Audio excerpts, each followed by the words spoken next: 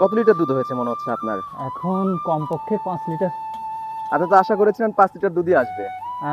হ্যাঁ, এটা আশা করছিলাম, কিন্তু যেহেতু হাতে এতটা আসতো না এই সময় দহন করলে। আমি যতটুকু আশা করছিলাম তার থেকে অনেক বেশি দুধ পেলাম। এবং আমি খুব কি কি খুশি। বুঝলেন যে হাতে হাতের থেকে এখানে জীবাণুমুক্ত। হাতে অনেক সময় আমাদের নানান ধরনের জীবাণু থাকে, ব্যাকটেরিয়া থাকে, সেই ব্যাকটেরিয়া আক্রান্ত হয়ে অনেক সময় ম্যাস্টাইটিস হতে পারে, দুধ আক্রান্ত হতে পারে, বিভিন্ন ধরনের সমস্যার সৃষ্টি হতে পারে, কিন্তু এখানে আমার খুব ভালো লাগছে।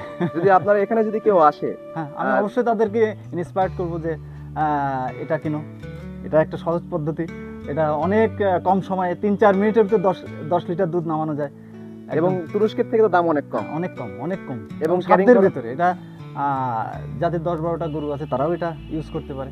ক্যারি করা সহজ।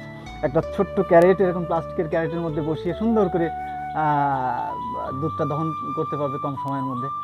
সবচেয়ে ভালো লাগলো আমার। আপনাদের অশেষ ধন্যবাদ।